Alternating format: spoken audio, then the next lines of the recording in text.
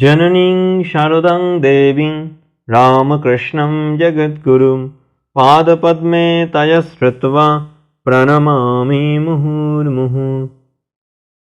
নমস্কার, আজ আমরা নবম পর্বে এসেছি।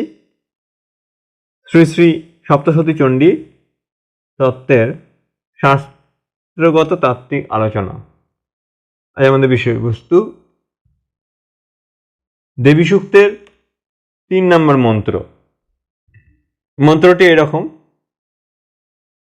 अहं राष्ट्री संगमनिवशुनं चिकितुषी प्रथमा यज्ञानं तं आदेववदधु पुरुत्रा भूरिस्तात्रं भूर्या वशयन्तीम्।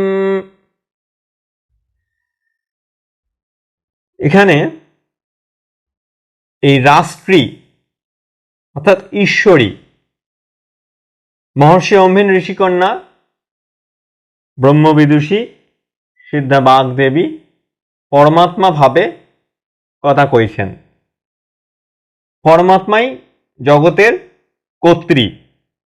শ্রীমদ্ ভাগবত গীতায় এই অহমই পরমাত্মা ভাবে ঠিক এই কথা বলিতেছেন। গতির্ভর্তা প্রভু সাক্ষী, গতির্ভর্তা প্রভু সাক্ষী নিবাস শরণং শ্রেদ। নবম অধ্যায়। পরমাত্মাই প্রভু বা নিয়ন্তা বা ঈশ্বর। এই ঈশ্বরের অন্য নাম সগুণ ব্রহ্ম। সৃষ্টি রক্ষা করতে হলে বিশ্ব ব্রহ্মাণ্ডের সমস্ত প্রাণীকুল জড় পদার্থ সমুদায়কে ঠিক নিয়মে চালাবার জন্য পরমাত্মাকে নিয়ন্তা ভাবে লীলা করতে হয়। প্রভু থাকিলে দাসকে যেমন আদেশ দিয়ে ভালো কর্মফল করিয়ে নেন এবং দাসের গতিবিধি নিয়ন্ত্রিত করেন, পরমাত্মাও সেইরূপ সমস্ত জগৎবাসীর জগতস্থ পদার্থের প্রভু বা নিয়ন্তা বা ঈশ্বর। জীব অজ্ঞানে আচ্ছন্ন থাকায় নিজেকেই নিজের কর্তা মনে করে। পরমাত্মাই যে আসল কর্তা তা অনুভবে আনিতে পারে না। পরমাত্মা যদি সমষ্টিভাবে সমস্ত জগতের কর্তা হন, তবে জগতের মধ্যে জীবসমূহ থাকায় ব্যষ্টিভাবেও প্রত্যেক জীবের কর্তা। সুতরাং তিনিই জীবের চালক বা নিয়ন্তা। তিনিই জীবকে কর্ম অনুসারে চালাচ্ছেন। তাই তো আমরা শ্রীম কথিত কথামৃতে পাই, ঠাকুর বলছেন, বা একটি রামপ্রসাদী গান আছে, আমি যন্ত্র তুমি যন্ত্রী, যেমন চালাও তেমনই চলি। শ্রীমদ্ ভাগবত গীতাতে তার এইরূপ কর্তৃত্বের কথা ভগবান নিজ মুখে বলছেন যে জীব নিমিত্ত মাত্র। ঈশ্বর সর্বভূতানাং রুদ্রেশ্বর্জুন তিষ্ঠতি ভ্রাময়ন সর্বভূতানি যন্ত্ররূরানি মায়য়া। অষ্টাদশ অধ্যায় আছে। ব্রহ্মজ্ঞান হলে জীব বুঝতে পারে যে জীব ও জগতের নিয়ন্ত্রা একজন আছেন, তিনি পরমাত্মা। বাগদেবীও যখন ব্রহ্মজ্ঞানযুক্ত হলেন তখন তিনিও এই সত্যটি দেখে ও বুঝে বলিলেন যে পরমাত্মাই জগতের ঈশ্বর। জীব ভগবানের সৃষ্ট বস্তু মাত্র। মহামায়ার দৈবী মায়ায় জীব সৃষ্টিকর্তার কথা ভুলে যায়। ভ্রান্ত হয়ে জীব নিজেকেই নিজের কর্তা মনে করে। কিন্তু জীবের এইরূপ ভ্রমের ফলে ভগবানের সর্বকালের কর্তৃত্ব মুছে যায় না। তিনিই সর্বকারণের কারণ। এই সকল কথা শাস্ত্রেরই উপদেশ। তিনিই বিশ্বব্রহ্মাণ্ডের রাষ্ট্রী। পরমাত্মাকে দেবীভাবে বা মাতৃভাবে বলা হয়েছে বলে স্ত্রীলিঙ্গ রাষ্ট্রী শব্দ প্রয়োগ করা হয়েছে এখানে। আদ্যাশক্তি ভগবতীর শক্তিতেই এই ব্রহ্মাণ্ডের সৃষ্টি স্থিতি লয় হয়। এই জন্যই শ্রী চণ্ডীতে বলছে সৃষ্টি স্থিতি বিনাশানং শক্তিভূতে সনাতনী। পরবর্তীতে কি আছে, বসুনাং সঙ্গমনি, ধনানাম সঙ্গম ইত্রি উপাসকানাং পাপয়িত্রী। তা আমি পরমাত্মা আমার উপাসককে প্রার্থনা অনুসারে ধন প্রদান করি।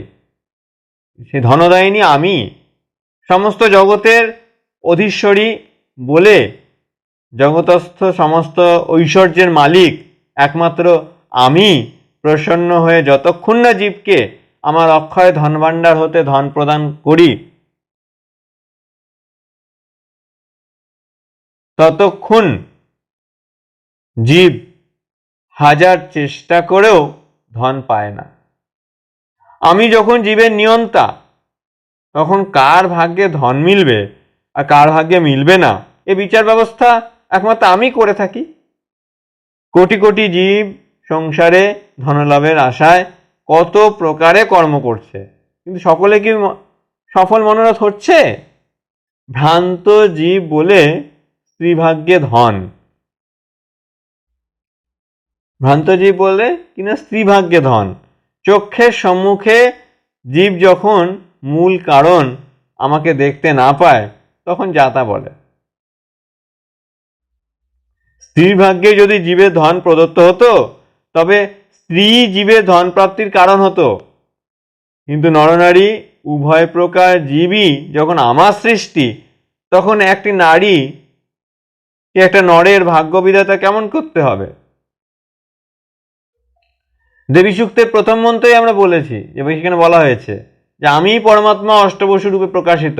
এই অষ্টবসু অর্থে অষ্টবিধ ঐশ্বর্য, অনিমা, লঘিমা প্রভৃতি যে 8 প্রকারের পার্থিব ধন, স্বর্ণ, রৌপ্য, গো, ভূমি প্রভৃতি যে অপার্থিব ধন, জ্ঞান, বৈরাগ্য, মুক্তির ইচ্ছা, এগুলো প্রথম মন্ত্রে আমি পার্থিব ও অপার্থিব ধনরূপে প্রকাশিত, এই কথা বলেইছি আগে। এখন তৃতীয় মন্ত্রে বলছেন সেই ধনরূপে প্রকাশিত আমি আমার ভক্তকে সেই পার্থিব ও অপার্থিব এই 2 প্রকারের ধন দান করি। আমার উপাসক পার্থিব ও অপার্থিব উভয় প্রকারের ধনই আমার কৃপায় পেয়ে থাকে, প্রাপ্ত হয়। অতএব আমি সর্ববিধ ধনদায়িনী। আমি যে জগতের প্রতি বস্তুর প্রতি অণু পরমাণুতে বিরাজ করছি, এই সত্য সংবাদ দেবী সূক্তের 8টা মন্ত্রের প্রত্যেক মন্ত্রেই বারবার উদ্ঘোষিত হচ্ছে। আমি রাষ্ট্রী ও অনন্ত ব্রহ্মাণ্ডের সৃষ্টি স্থিতি প্রলয় কর্ত্রী, আমি ঐশ্বর্য মূর্তি। আবার জীবকে সেই ঐশ্বর্য প্রাপ্ত করায় আমি। তাই তো বলছেন চণ্ডীতে, সায়াচিতা চ বিজ্ঞানং তুষ্টা ঋদ্ধিং প্রয়চ্ছতি। দেবী উপাসকগণকে পার্থিব অপার্থিব উভয়বিধ ধান প্রদান করে তিনি নিষ্কাম ভক্তকে আত্মজ্ঞান ও সকাম ভক্তকে ঐহিক ও পারত্রিক ভোগ ঐশ্বর্য প্রদান করে থাকেন। পরবর্তী শব্দটি আছে চিকিতুষী। চিকিতুষী শব্দের অর্থ ব্রহ্মজ্ঞান। আমি ব্রহ্ম চৈতন্য স্বরূপা। যে জ্ঞান দ্বারা জীব আত্মার স্বরূপ উপলব্ধি করতে পারে, সেই জ্ঞান স্বরূপা আমি পরমাত্মা। জীবের শ্রেষ্ঠ কর্তব্য আত্মদর্শন করা। মনুষ্য জন্মের উদ্দেশ্যই হচ্ছে ভগবান লাভ করা, আত্মদর্শন করা। আত্মদর্শন করলেই ব্রহ্ম জ্ঞান হয়। যেহেতু আত্মাই ব্রহ্ম, আত্মার সাক্ষাৎকার হলে জীবের পূর্ণ জ্ঞান হয়। সর্বপ্রকার অভাব, শূন্যতা বা অপূর্ণতায় ভরা যে জীবের মন সমাধিতে বা চৈতন্য বস্তু বা আত্মাতে ডুবে যায়, এবং সেখানে অহং জ্ঞান সম্পূর্ণ মুছে যায়। জীবের সংস্কার সম্পূর্ণরূপে নষ্ট হয়। জীবের হৃদয় সর্বপ্রকারের পূর্ণতায় ভরে যায়। আত্মার চিন্তা করতে করতে মন যখন আত্মার ভাবে আত্মস্থ বা তন্ময় হয়ে যায়, আত্মার স্পর্শে সূক্ষ্ম জড় মন চৈতন্য রূপে আত্মার ধর্মপ্রাপ্ত হয়। মন আত্মার উপাসনায় আত্মময় হয়ে যায়। যখন এরূপে মন আত্মার ধর্ম পায়, বা জীবের অশুদ্ধ মনের নাশ হয়, তখনই জীবের আত্মদর্শন হয়। শাস্ত্রে আত্মদর্শন কথার অর্থই হচ্ছে আত্মা হয়ে যাওয়া। সুতরাং যে জ্ঞান দ্বারা জীব শিব হতে পারে, সেই জ্ঞানকেই চিকিতুষী বলে। দেবী সূক্তের আমি সেই ব্রহ্মজ্ঞান স্বরূপা, আমি ব্রহ্ম পূর্ণ, আবার আমি সৃষ্টিলীলায় জীব চৈতন্য।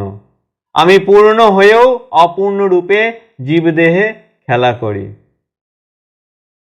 অপূর্ণের ভানকারী আমি উপাসক সাজি, পূর্ণ আমি উপাস্য সাজি। অপূর্ণ আমি পূর্ণ আমির সাথে মিলতে চায়, সেই উপাস্য উপাসকের মিলন আমি সম্পাদন করি। যতদিন সৃষ্টি থাকে ততদিন আমি এই তিনভাবে লীলা করে থাকি। যে জ্ঞান মূর্তিতে আমি এই অপূর্ণ জীবকে পূর্ণ ব্রহ্মের সঙ্গে মিশিয়ে দিই, আমার সেই ব্রহ্মজ্ঞান স্বরূপা চিন্ময় মূর্তিকে এই মন্ত্রে চিকিতুষী বলছে। জীবের জ্ঞানও আমি, জ্ঞাতাও আমি, এবং জ্ঞেয়ও আমি। আমি ত্রিপুটি। আমি এই তিন মূর্তিতে সাধকের সম্মুখে দাঁড়াই। সাধক আমার শরণাগত হয়ে সাধন মার্গে থাকলে আমি তাকে আমার অহেতুকী করুণার দ্বারা কৃপাবশে কৃতার্থ করবার জন্য আমার ওই তিন মূর্তি সরিয়ে একটি মাত্র মূর্তিতে বিরাজ করি। যতক্ষণ জ্ঞাতা ও জ্ঞেয় বা দ্রষ্টা ও দৃশ্য থাকবে, ততক্ষণ জ্ঞান কার্য বা দর্শন কার্য থাকবে।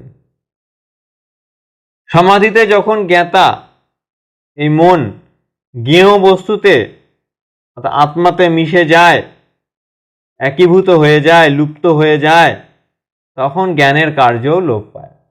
জ্ঞাতা না থাকলে জ্ঞান জন্মাবে কার? এই মন্ত্রে যে জ্ঞান দ্বারা জ্ঞাতা এই রূপে জ্ঞেয় বস্তুতে সমাধিকালে আপনাকে হারিয়ে ফেলে, সেই ব্রহ্মজ্ঞান স্বরূপাই যে আমি, একথা বলছে। এরপরেই বলছেন কিনা প্রথমা যজ্ঞানাম, অর্থাৎ যজ্ঞাহানম মোক্ষাহা, মুখ্যা। যজ্ঞের যতগুলি অঙ্গ আছে তাদের কি বলে? যজ্ঞাঙ্গ বলে। যা না হলে যজ্ঞ হয় না, সেই সকলের মধ্যে আমি সর্বশ্রেষ্ঠা। অর্থাৎ যজমান, যজ্ঞ দেব্য, যজ্ঞের দেবতা, এই যে এগুলো হচ্ছে এই যে উপাদানগুলো, এগুলোকে বলে যজ্ঞাঙ্গ। এসবই আমি। আমি এই কয়টি যজ্ঞের প্রধান উপাদান রূপে বিরাজ করি।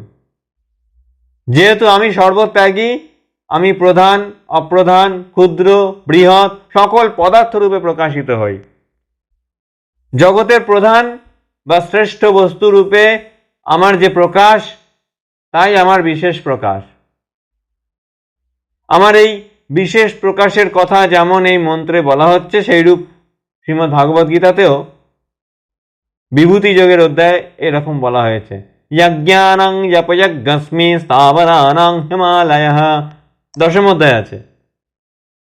যত প্রকারের যজ্ঞ আছে, সকল যজ্ঞই পশুবধের জন্য, অর্থাৎ পশুবধ বলতে এখানে হিংসা, দোষ ও দুষ্ট।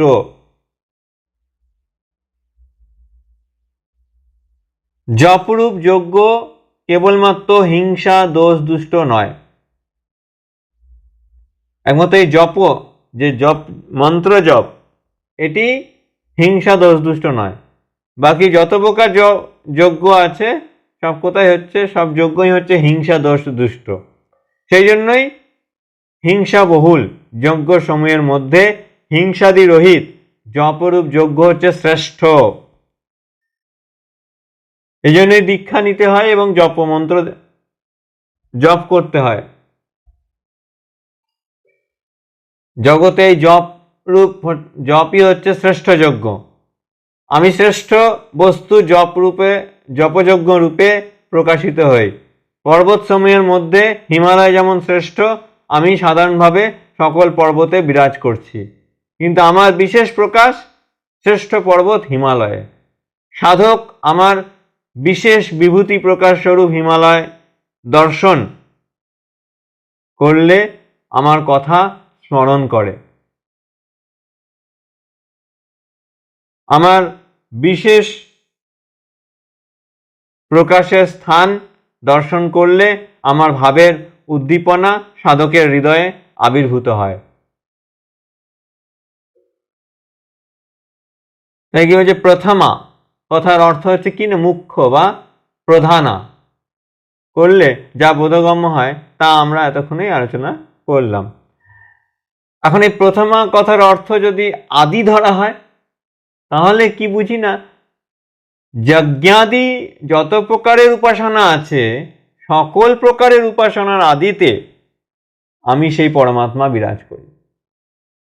এই চিকিতুষী অর্থাৎ ব্রহ্মজ্ঞান সমস্ত উপাসনার আদি। যজ্ঞাঙ্গ সমূহের মধ্যে এই ব্রহ্মজ্ঞানই হচ্ছে প্রথম। আমি স্বরূপ সামান্যভাবে ধারণ করে যজ্ঞাদি কার্য করতে হয়, নচেত সমস্ত কর্মকাণ্ড অবৈধ হয়ে যায়। শ্রদ্ধা ও ভক্তি না থাকলে যজ্ঞাদি কোনো উপাসনা আরম্ভ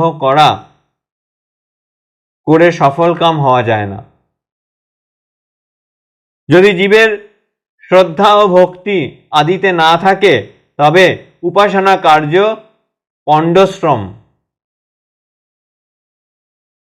বারবার এখানে বলা হচ্ছে যে শ্রদ্ধা ও ভক্তি, বেদ বেদান্ত উপনিষদ সব জায়গায় এই শ্রদ্ধা ভক্তির কথা উল্লেখ আছে। শ্রদ্ধা ভক্তি একত্র হলে নিষ্ঠা, তিন যখন একসাথে হয় তখন সাধক তার চরম মার্গে উত্তীর্ণ হন। সাধকের যে অন্তরায়গুলো সেগুলো কেটে যেতে সাহায্য হয়, সে অতি অনায়াসে তার লক্ষ্যে পৌঁছাতে সক্ষম হয়। সুতরাং উপাসনার আদি কর্মকাণ্ডের মূলীভূত জ্ঞান রূপে আমিই বিরাজ করি। উপাসনার আদিতে আমি না থাকলে জীব ধীরে ধীরে উপাসনার অন্তে অর্থাৎ জীবের ইষ্ট মূর্তি রূপে আমাকে পাবে কি প্রকারে? পরবর্তী শব্দ ভূরি স্থাত্রাং বহু ভাবেন প্রপঞ্চনাত্মা অবতিষ্ঠা মানাম, বহুভাবে অবস্থিত আমি। ভূরিয়া বেশয়ন্তিম অর্থাৎ বহুভাবে প্রবিষ্ট আমি। সমস্ত প্রাণীতে অবস্থিত আত্মাকে আমি জীবভাবে প্রবিষ্ট করাই। তাং মা দেবা বেদাধু পুরুত্রা, এখানে পুরুত্রা শব্দের অর্থ হচ্ছে বহু দেশে। এই প্রকার যে গুণশালিনী আমি বহুভাবে অনন্ত কোটি জীবসমূহের মধ্যে জীবভাবে প্রকাশিত হই, দেবতারা বা উন্নত জ্ঞানসম্পন্ন সাধকগণ আমাকেই এই অনন্ত বৈচিত্র্যপূর্ণ জীব জগৎ রূপে প্রকাশিত বলে ধারণা করতে পারে এবং সেই ধারণা অনুসারে বহুভাবে আমাকে উপাসনা করে থাকে। সেই দেবগণ বিশ্বজগতে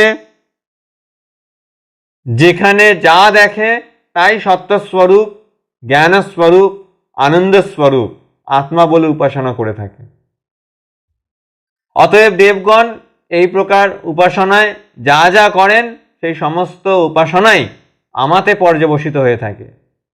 সত্যগুণ সম্পন্ন সাধক যখন প্রতি বস্তুতে সত্য প্রতিষ্ঠা করতে পারে তখন তার আত্মাময় জগৎ দর্শন হয়। সেইভাবে জগৎ দর্শন করলে বহুভাবে অবস্থিত আমাকেই দেখা যায়।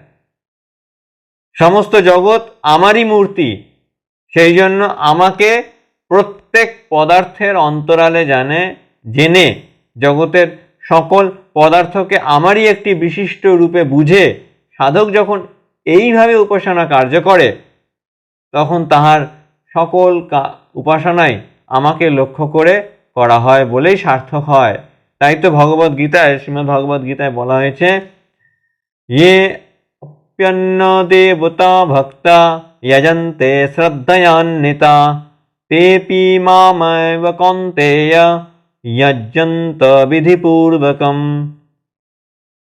নবম অধ্যায় আছে, সমস্ত দেবতা মূর্তি পরমাত্মা। জীব যখন ভিন্ন ভিন্ন দেবতাকে একমাত্র পরমাত্মারই এক একটি মূর্তি ধারণ করে পরম ভাবটির দিকে লক্ষ্য রেখে উপাসনা করে, তখন তার সমস্ত উপাসনাই একমাত্র পরমাত্মার উপাসনায় পরিণত হয়। মূর্তি ভিন্ন হলে কি হবে? স্বরূপে দেবতাগণ সেই এক সচ্চিদানন্দ স্বরূপ আত্মা, কিন্তু যারা সেই অখণ্ড সচ্চিদানন্দ স্বরূপে লক্ষ্য না রেখে দেবতাকে পরমাত্মা হতে ভিন্ন বস্তু বা দেবতাগণ মূর্তিভেদে পরস্পর ভিন্ন এই বুদ্ধিতে উপাসনা করে, তারাও সেই পরমাত্মারই উপাসনা করেন, কিন্তু বুদ্ধিপূর্বক করে না বলে তাদের উপাসনা অবিধিপূর্বক করা হয়। সাধক বিশ্ব জগতে যখন প্রত্যেক জড়বস্তুতে চিৎস্বরূপ আত্মার সন্ধান পায়, তখন তার সকল কর্মই প্রকারান্তরে সেই পরমাত্মারই উপাসনা রূপে গণ্য হয়। হে দেবী চণ্ডিকা, কৃপায় আমাদেরও সেইভাবে উপাসনার সূচনা হোক। এটাই এই সূক্তের 3 নম্বর যে মন্ত্র, তার অর্থ। যে সকল ভক্ত শ্রদ্ধাপূর্ণ চিত্তে অন্যান্য দেবতার পূজা করে, তারা অবিধিপূর্বক হলেও অর্থাৎ প্রকৃত ব্রহ্মস্বরূপ অবগত না হলেও আমারই পূজা করে, কারণ আমি সমুদয় যজ্ঞের ভোক্তা ও প্রভু। পরন্তু তারা আমাকে স্বরূপত জানে না, এই জন্য সংসারে পুনরাগমন করে থাকে। এটা ভগবদ গীতাতে যেটা পূর্বে বললাম। এখানে দেব শব্দের অর্থ দৈবী সম্পদযুক্ত যজমান। অহং হি সর্বযজ্ঞানং ভোক্তা চ প্রভুরেব চ ন তু মাম অভিজানন্তি তত্তে নাতশ্চবন্তি তে। নবম অধ্যায় এটা।